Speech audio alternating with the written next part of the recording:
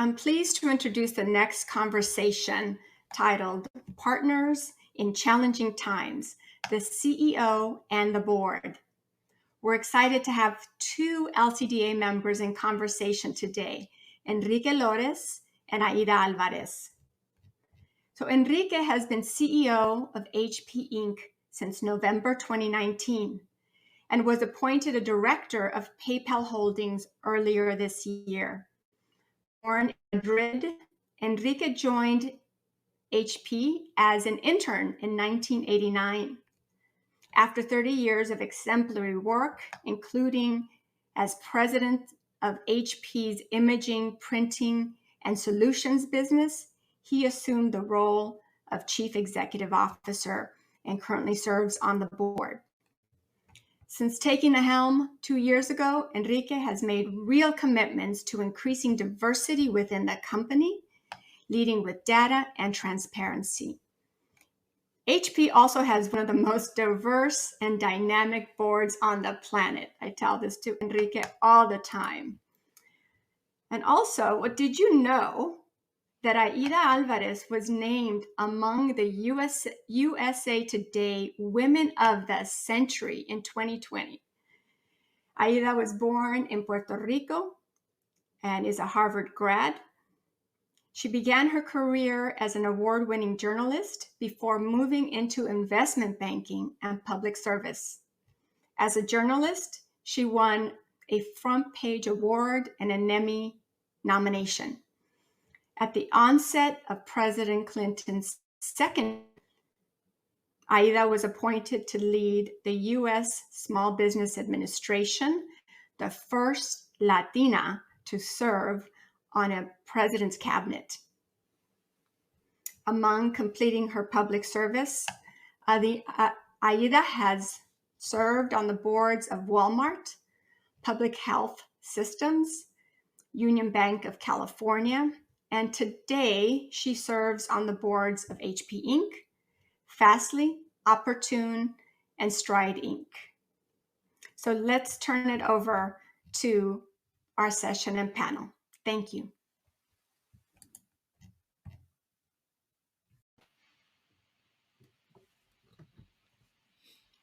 Hola Enrique, ¿qué tal? ¿Cómo estás? Muy bien, Aida, muchas gracias. I'm really, I have the privilege and pleasure of having this conversation with Enrique, someone who I've actually known for a number of years now. Of course, his first comment when we came on stage before this actual moment was to note that I had an HP printer behind me, which is quite significant because among the many important jobs that Enrique did at HP, he was the head of print. And in fact, that's when I came on the board, he was still the head of print. And we watched Enrique as a board member transition to become the CEO. One of the key elements in the board selecting Enrique was the amazing strategic plan that he developed for the company. It was something the board was really eager to have that kind of leadership at the top. And we were convinced that Enrique was the right man for the job. So, and we have not been disappointed, Enrique. Gracias. No, thank you, Aida. Gracias. Y gracias, Esther, también por invitarme al evento. Y también, la verdad, gracias porque pocas veces voy a un evento, or not many times I go to an event where my name is pronounced in the right way. So thank you also for that. I get that. I get that. My name is often mispronounced as well. I wanted to, I think our audience is really interested in knowing something about the journey that you've taken. It's not often that you get to be the head of the CEO of a major company like HP Inc. If you could just take us through your journey from the early days, how you happened to come to HP, your path to the CEO role. We talked a little bit about that. And were there turning points? And did you ever envision that you would be the CEO of HP? That's a lot of questions, but this is more of an invitation to hear your journey. Sure. So yeah, there are many questions, and I'll try to be brief. So as Esther was saying before, I joined the company as an intern. I was studying electrical engineering in Spain, and a group of HP engineers came to my school to present a program to bring European students to the US. And I was really fascinated, surprised, engaged by the passion that they showed, the passion they showed about the products they were working on, the impact technology could have in the life of everybody. And really, that passion, energy motivated me to apply to get one of the grants, and I did. So I came with my girlfriend at that point to the US, now is my wife, and I really love the company. I thought this was a great place to be. I love the passion for innovation, the passion for creating a better future, the value, the respect to the individual. And I never thought I was going to be for so long in the company. I never could dream I would ever have the opportunity of being the CEO, but I thought it was a great place to start my career. And 32 years later, or 30 years later, I became the CEO, and 32 years later, I'm still in the company. And what I have today is the same passion those engineers had for what they were doing is the passion I have for the company. Is what makes me happy every day when I come to work. Is what makes me drive and think about where can we take the company forward. And I really enjoy my work. I enjoy almost every day. There are days that are tougher than others, but I really enjoy what I'm doing, and I have been lucky enough to be able to do it. And you were asking about the journey. I had the opportunity of really working almost for any business of the company, almost in any function of the company. And I was always very careful to look for jobs where I could learn something new. And I think this constant focus on learning in from new jobs, from new people, new cultures. I moved a lot around to make sure I was exposed also to different cultures, helped me to be a better executive, and eventually also to become the CEO of the company. You know, Enrique, you said something that sort of made me smile. You said you've enjoyed every day, but I think you're not telling the entire story there. Because remember, as part of the board, I've been on your journey since you've been CEO. And I think few CEOs have been as challenged as you have from day one. First, we Mhm. had an activist hostile investor that you had to contend with. And then you were faced with the pandemic, which impacted all of America. And then finally, you have supply chain issues, which continue to be an issue for us at HP. So I really want to hear a little bit about your experience. I mean, you got no breaks. There was no honeymoon for you from day one, and not only your experience, but the partnership with the board, because there definitely we had many meetings along the way. Uh, so if you would just talk to us about that journey Sure. as CEO. So yes, of course. And I was careful to say almost every day because you're right. There were days that it was not so enjoyable, but also I think I was able to learn almost from, not almost, from any situation that we were in. The way I explain my journey as a CEO to my team is like when someone joins the Marines. When someone joins the Marines, the first thing they do is they put you in boot camp, and you have 6 weeks, 12 weeks, 18 weeks of really intensive training.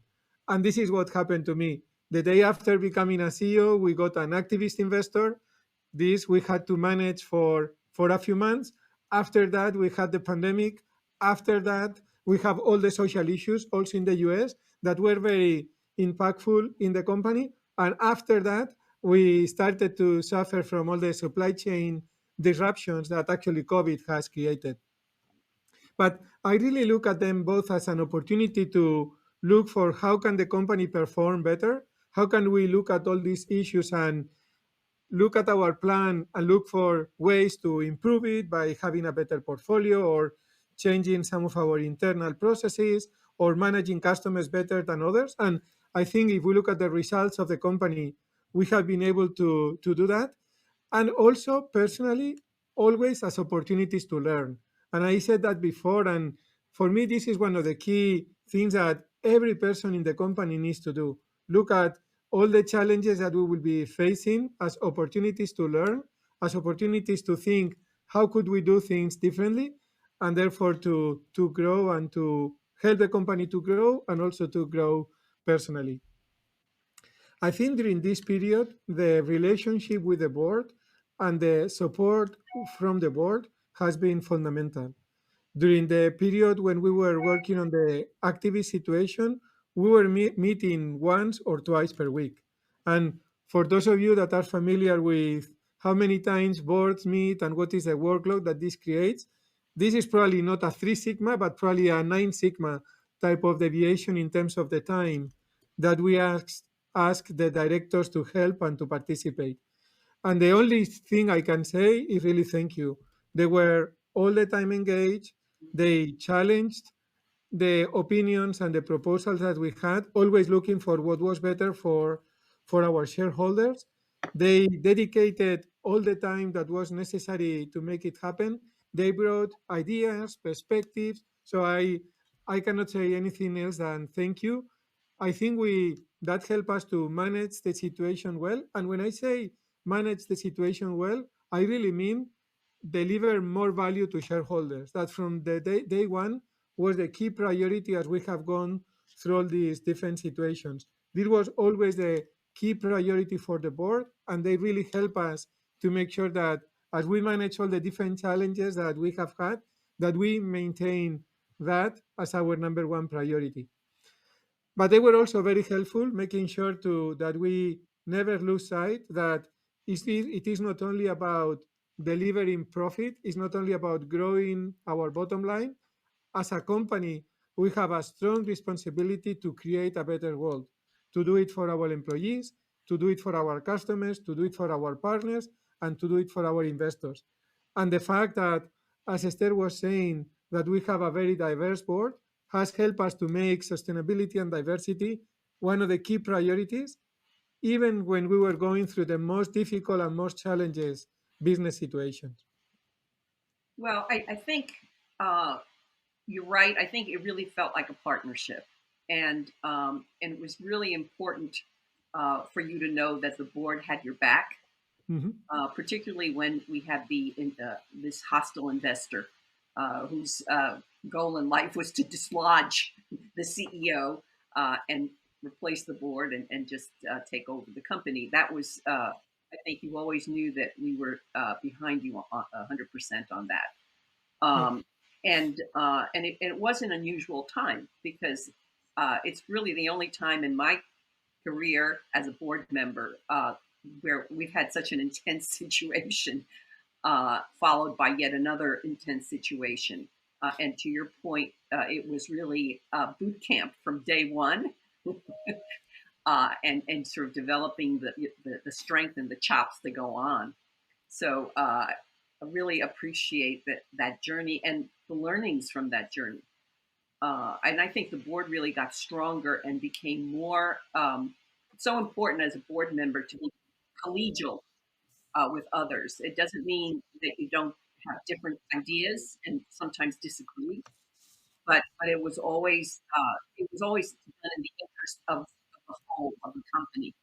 So that was a really good thing. And so we're getting to a point now, and I do want to talk certainly about the diversity, the challenge that came from the social changes that we're experiencing in this country. But before we go to that, I'm wondering if you can talk a little bit as we're coming out of the pandemic. How do we transition to the future of work at HP? What happens next? This is a conversation, and I know that in our audience we have many board directors, and I'm sure that they're having the same conversation about that Sure. transition.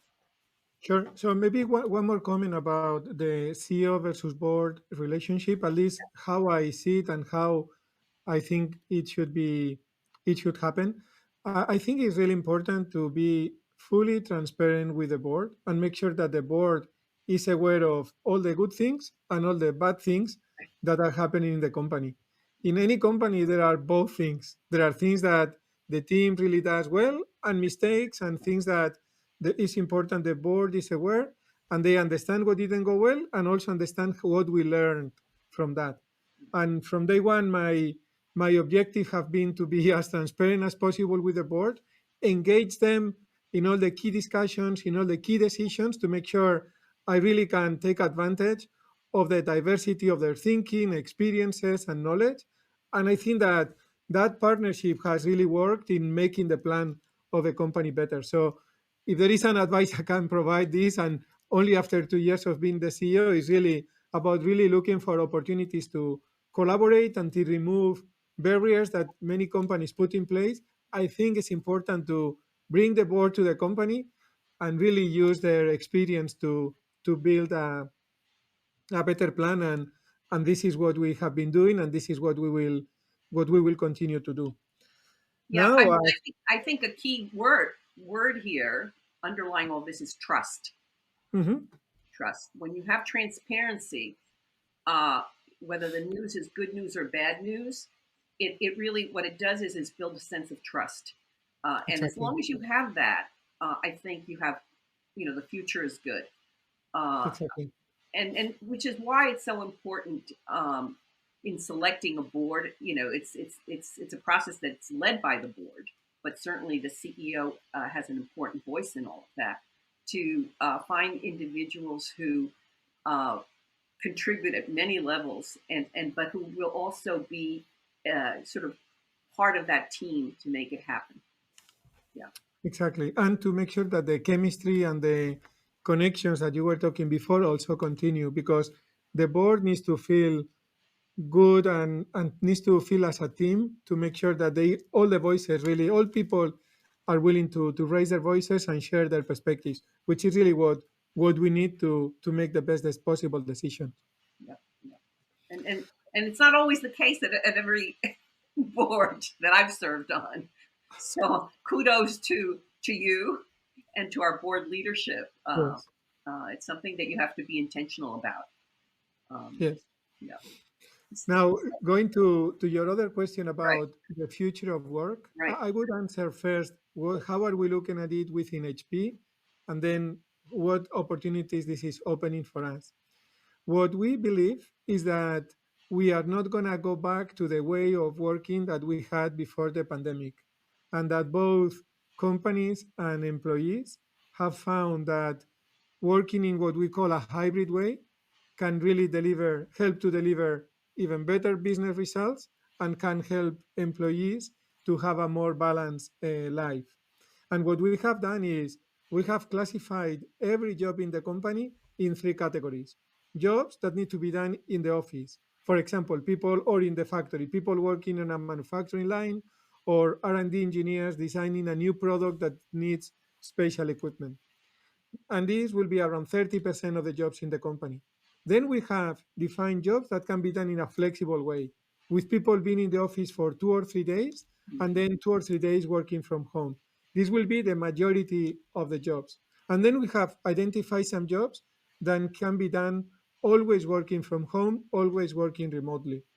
And now we are in the process of reopening our offices and making sure that every employee kind of follows and can design their life and their work model based on this. This also implies that the role of the office is going to change. It's not going to be anymore a place where people goes to sit down in a desk and do their email or do their work. It's really becoming a collaboration space, a place where you go, and the 3 days we want employees to be in the office is not to work by themselves in a corner or in their cubicle or in their office. It's really to come, collaborate, discuss, share ideas, which is what we have been missing through the COVID period. And this is what we are driving, and this is what we are putting in place.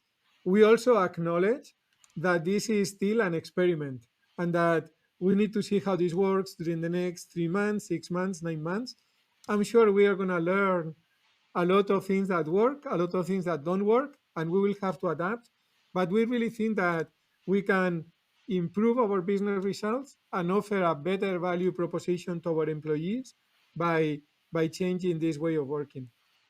And of course, as a company that does equipment for printers, PCs, another type of products, this is a great business opportunity. And this is one of the reasons why the company has been performing well, because as people have this hybrid way of working, we can offer more PCs, more printers, more services, new type of products, which is what we are doing. And we are building into our products the experiences that we have by also working internally in a different way. And it's interesting, Enrique, as you mentioned products, because obviously during the pandemic, the shift in how people were spending their money was computers for home, and printers for home, rather than obviously the office, which was shut down. But then we've had conversations in the boardroom about, well, how do you ensure security if someone is working from home? Because now you're talking about information that's potentially confidential, and that's where a lot of creativity goes into the thinking at HP. How do you ensure privacy, security, and other features in a hybrid environment? Mm-hmm. You're becoming a great salesperson, Aida. So what we are doing now is really not designing products anymore. Our focus is on designing experiences, and security is a critical part of the experience that we want to provide to our employees. And when we talk to companies about enabling people working from home, as you are saying, security has become either number one or number two consideration. Many CIOs are concerned about letting their employees work from home. They had to do it through the pandemic because they didn't have any other alternative. But the key issue they see is security. The bad guys are looking for opportunities to penetrate in the corporate firewalls, and people working remotely has become one of the easiest ways for them to do it. And this really has become a big opportunity for us and many other companies in That's right. technology. That's right. The Maybe the no, go Go ahead. ahead. No, go ahead, No, no, no. Enrique. No, I was gonna probably complement the answer about return to work. Through the whole pandemic situation, our key priority has always been the health and safety of our employees. And this is how we have managed our teams, how we have managed the company. And now that we are going back to the office, this continues to be our key priority. And because of that, we have made a very significant decision that we discussed intensively in the board about making vaccines mandatory for employees to come back to the office. And I was going to ask we you about that because uh, it's such a sensitive topic, just nationally, and I would think also, in the workplace. And it was a controversial decision. For me, it has been one of the toughest decisions that we have made during the last 2 years because of the potential implications it had in people's lives. But we thought it was important to do it to create the safest possible environment for people when they were coming back to the office. And we decided to do it. We can do it only for legal reasons in the US. In other countries, that's not legal. But if at some point it is, we will extend that. And what we have made is mandatory for employees if they want to come back to the office, or if they want to participate in HP events, or if they want to go and visit HP customers, to be vaccinated. This has helped us to also increase the percentage of people with vaccination. And today, if we combine people vaccinated or people with a reasonable reason not to, whether it's medical or whether it's religion, we are close to 98%, and the percentage keeps growing. So it was a tough decision. We have made significant progress since we made it, and we continue to believe this is the best way to create the safest possible environment as people will start coming back to the office. We've had many discussions at the board level with you and the management team about that, and again, it is a controversial situation. I'm on the board of another company where they had to fire 2 people because they misrepresented that they had been vaccinated and went to events representing the company. So companies are really taking a tough line on this. And to your point, it's we have one set of rules in the U.S. and the rest of the world is different. But I think we need to do everything we can to safeguard the Yeah. health And in fact, I'm thrilled that within a week and a half, the board is going to meet in person for the first time in a long time. And it's interesting because during that time period, we've actually added new directors whom we've never met in person. So it'll really make a big difference, I think, for all of us. We're excited about it. And speaking of the board, Esther mentioned that we're one of the most diverse boards, certainly in Silicon Valley. And in fact, it's a 12-member board. That 7 out of the 12 are either women and/or people of color, and all of that has been very intentional. You don't get a diverse board by accident, by chance. I think it goes back to when the company separated, and I think Meg Whitman, who was then chairman, CEO, saw the opportunity to create diversity at the board level, and that has continued to be the focus of the company. So I'm really pleased and privileged to be part of that, our board. I think an aspect of this of diversity is how we, and I say we, beyond HP, have responded to the social upheaval that's come about, certainly since the George Floyd murder. It really led to a lot of soul searching by many companies, and we really discussed this at length at the board level. And it also led to the board turning internally, as you did, to say, what does our workforce look like? How do we bring more diversity to our company? How do we retain talent? And certainly, to be frank, to look at it through the lens of the African American component of our company. So I just wondered if you could say a few words about that. Sure. I mean, and it's an area that, as you know, I feel special passion for, and I think is critically important. So, and I think we see the value of diversity every day in the board. The fact that the board is diverse is not only good because it's the right thing to do, it's because of the difference in perspectives that we get. It's because of the different ideas, the different challenges that we get, which is really what you want as a CEO or what you want as an executive for a company. You want a board that will bring new ideas, different perspectives, that will challenge what the plans that you bring, so the plans eventually get better. And you only get that if you have multiple perspectives, multiple views, and this comes especially through diversity. And this, that is true at the board level, is true at every level of the company. And this is why, sorry, for us, this has become such a key priority, because we need to make sure that internally we represent the diversity that we see in our customers. HP is a company that has the aspiration to bring technology for everyone. And we can only do that successfully if internally we understand what every people in the world needs. I think what the murder of George Floyd created is really the realization of how far are we from where we should be. And really, many of the conversations and discussions that we have had in the last 24 months are discussions that we should have had 10, 20, 30 years ago.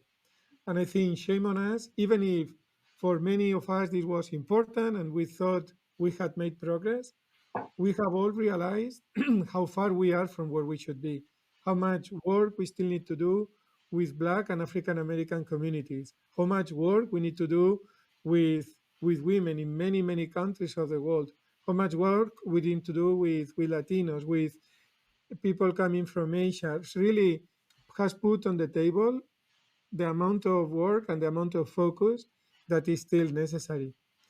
What we have done is, first of all, take this extremely seriously. We created different initiatives within the company to accelerate change. But since we are a company of engineers, the way engineers work is by setting a numeric goal and really aligning all the internal plans to the company to deliver on that goal.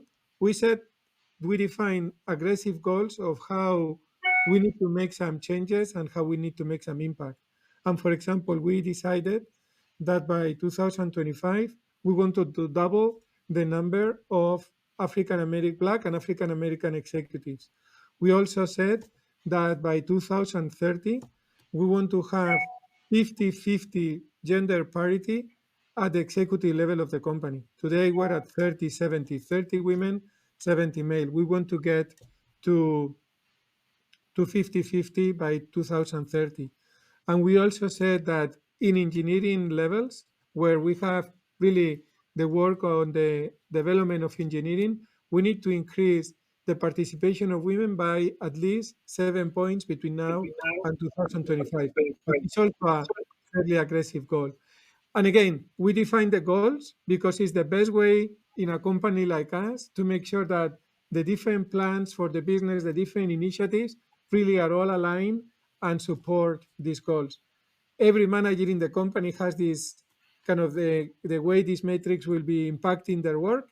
We track this. The pay of people really is driven by that. If they make the goals, their variable bonus is better. And if they don't, it's worse. And it's really a good way to make sure that we make progress because I think it's really time to act. And we learned it in a very painful way 2 years ago. Yes, and I think and you really actively report to the board on progress being made, and not just progress being made, but stumbling blocks along the way. So I think measuring the task force as well, which is really an important way of bringing different voices from the company into this conversation. So that it's not just it's. I think the metrics are key, but also creating that sense of inclusion. Uh, I so think, yeah. you know, uh, I'm wondering. There's another topic that is sort of inclusive of this DEI, diversity, equity, and inclusion, and where everybody's talking about it. The SEC is talking about creating some requirements, and that is the topic of ESG, right? Environmental, social, and governance. And each company is different, particularly in the environmental space, because different countries have different carbon footprint. So ESG. I wonder if you could talk a little bit about, this is something actually HP has been thinking about for a long time, its impact on climate and so forth. So I wonder if you would just walk us through the thinking at HP around this topic. Yeah. So I think this is one of the key strengths that the company has had for many, many years, because both Bill Hewlett and Dave Packard, when they founded the company more than 80 years ago, one of their themes was that a company cannot be focused only on delivering profit. It needs to make a positive contribution to society. And this was a value when the company was founded, and it's an even more important value now. And we have made sure that we really use this to continue to define what the culture of the company is. We have defined ESG as one of the top 4 priorities for the company for the next 10 years. And we have done that not only because we think it's the right thing to do, because we really want to leave for our kids a better world than the world that we inherited, but it's also because it's going to be very important from a business perspective. Customers are demanding that we develop more sustainable products. So I was saying we have made this one of our top 4 priorities for the next 10 years. Right. The way we summarize it is that we want to be the most sustainable and just technology company. And we are including there goals around sustainability and also goals around diversity. What we have declared is that we are going to be prioritizing 3 areas: climate change, diversity or human rights, and third, digital equity, because these are areas that are very close to our businesses. Because I really think that for a company to make an impact in this space, it cannot be run as an independent initiative. It needs to be part of the key business initiatives, and the business initiatives themselves need to have an impact. Because if we want to have One of our goals is to get to zero carbon impact by 2040. The only way to get there is by redesigning our businesses, by increasing the percentage of products that we manage as a service, we're reducing the impact this will have, redesigning our supply chain. Where do we manufacture products? How do we manufacture products? And unless this is part of the business goal, it will never happen. And the same with diversity and inclusion, as I was talking before, on around digital equity. That's something we have learned during the last 2 years, is that the digital technologies are great to continue to make progress, but are also creating a big difference between those that have access to them and those that don't. So, because of the products we create, because of the services that we offer, we have defined that we want to have an impact on 150 million people between now and 2030, and make sure they have access to technology and they can use that technology to have impact in their lives. And it's really about always integrating those goals around sustainability with the business initiatives that we have. I think also, as you were saying, it is going to be very important that some metrics are defined to be able to compare what different companies are doing. Today, many companies say we are working on this area. It's very hard to know which ones are really having an impact or which ones have a few slides, but in reality, action is not happening. So we really support and applaud, whether it's the SEC, whether it's the World Economic Forum, some metrics that we can use to compare what is happening. In the same way, there is a standard way of reporting financials. We need the same on the sustainability space to make sure to compare and to measure what is the progress that different companies are making. And more companies are having to produce not just annual reports, but corporate responsibility reports, where they focus on the breadth of topics that have an impact on the world, and more investors are basically pronouncing that they don't just care about shareholders, they care about stakeholders, and that very much ties into the aspirations towards achieving certain goals in ESG. Uh, and I think, to your point, each company is different. So, for example, HP has to rely on all kinds of suppliers, and that then raises questions about, do they use child labor? How do they treat employees? And we have to sign agreements to try to root out any bad players who might want to exploit people. So it's a pretty broad agenda. And then again, depending on the nature of the company, the carbon footprint. So I think it really. I think companies are thinking in a different way than they had in the past, for sure. They're no longer limiting themselves to, and of course we care about the shareholder. We can't stay in business if we don't take care of that. But it's different. Sort of along this continuum of talking about what I sort of see as the broader sense of community and who we've got to focus on, Latinos. Okay, come back to where we started with Esther. Latinos continue to be a fast-growing part of the U.S. population. About 19% of the population now. In California, nearly 40% of California's population is Latino. And I'm just wondering how you view the future of Latinos in not just in the state, but in the country.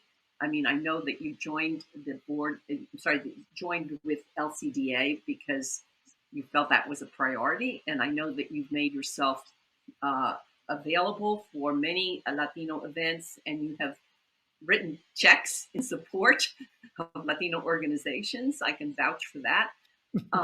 So I know you care. But so how do you envision the future of Latinos in this country and in this state? I think Esther summarized it well at the beginning. First of all, I am very proud of my heritage. And I think is as an individual. This makes me stronger. This makes me believe on the future that we have. And I think heritage is something that we need to take with us because it really helps us to grow and help us to be more successful. And I think that when I was looking at some of the metrics that Esther was showing at the beginning, the fact that we have lost ground is really a problem that we all need to mobilize behind because it should not be the case. If we are one of the fastest growing or the fastest growing segment in the US, we should be increasing our penetration in boards. We should increase our penetration in C-suite roles. And the fact that it's not happening means that we all need to do anything we can to support that and to make sure that our representation and our voice is heard. I think I am optimistic about the momentum that initiatives like LCDA or many of the ones you are running, Aida, are going to have an impact. But I think we will have to work hard to make sure it happens. Similar to what I was saying before about some of the other diversity issues that we continue to experience in our society. It's time for us to identify the problems. It's time for us to mobilize behind them and really put, whether it's money or whether it's time, all our energy to drive the change that I think is necessary. I agree, and I'm really grateful to LCDA. I was there some years ago when a group of us at a conference for ASER, which is the Hispanic Association for Corporate Responsibility. Uh, we started talking about how underrepresented we were and the need to start our own organization to make something happen. And we were fortunate because ASER did help incubate us until we could take off. And then we had leadership like Esther and other amazing people who are part of the board to take us to the next step. So I'm optimistic, but it's a journey that we're not there yet. We're not there to have the kind of representation that we need and that the country needs and that the companies need. So I really appreciate that. I don't know if we've gotten some questions that we might want to answer. I look to Esther or others for guidance on that.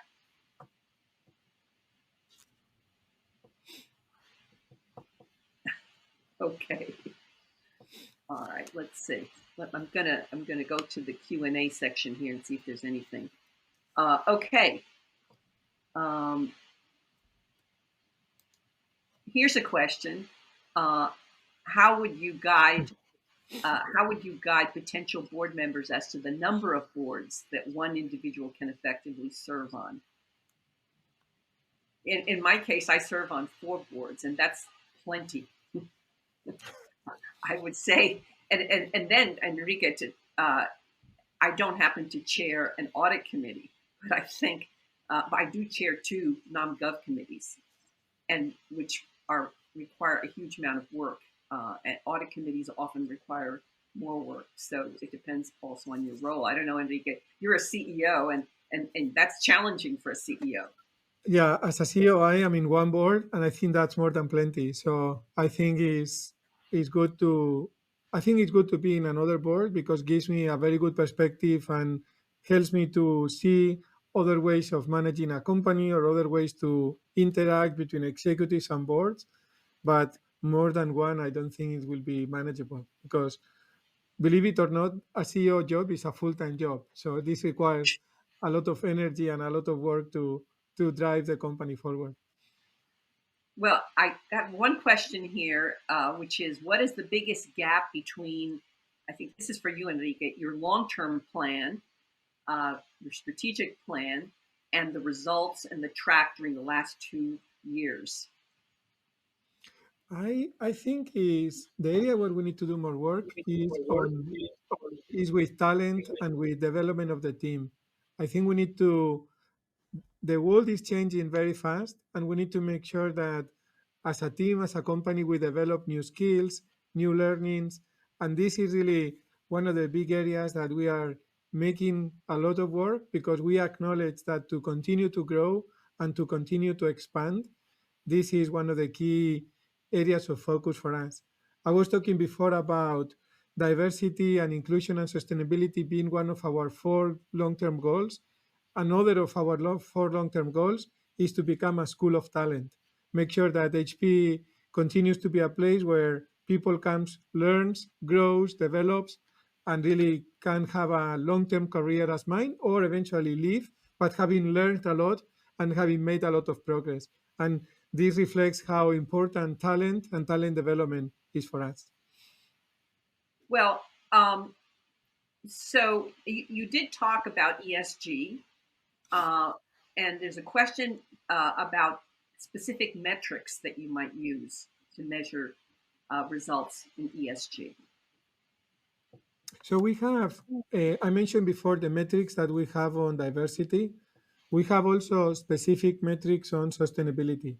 For example, one of our most important goals is to be carbon free by 2040. And again, this for the whole operation, including factories, supply chain, distribution, all the development centers, is a fairly aggressive goal. But we think it's important. And we have deployed that in every group, in every department, to make sure that this really becomes part of the metrics that the company is going to be driving.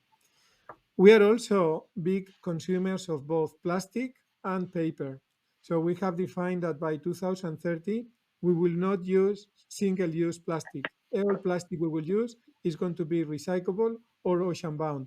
That's a very aggressive goal given the amount of plastic that we use in our printers, cartridges, and PCs. And the last one, and one of the ones I feel more proud of, we are a printing company, and everybody associates printing with paper. And if you're printing, you're using paper, and therefore trees are being removed from the forest. And we have declared that printing with HP is going to be forest positive. And what we are doing is we are measuring the paper that is used in our printers and actually also in the packaging of our products. And we are planting trees to compensate for that as a way to tell the world that the paper that is being used is really coming from sustainable forests. And we really think this is important. And again, it's all about connecting the sustainability initiatives with the businesses that we have in the company. Wow, I mean, this is very inspiring, Enrique. I thank you so very much for all the time you've given us today. Oh, I hope it's been really.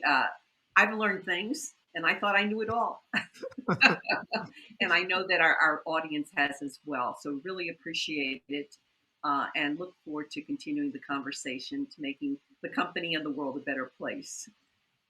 thank you, Aida. Buenas tardes. Thank you. And since we were talking about the board, let me pre-announce that in the next session, you're going to be able to have the pleasure of also having another key HP board member, because Chip Berg, that will be in the next panel, is actually the chairman of the HP board. So you're going to learn a lot about HP also in the next session. Thank you. Thank you. Looking forward to that. Goodbye.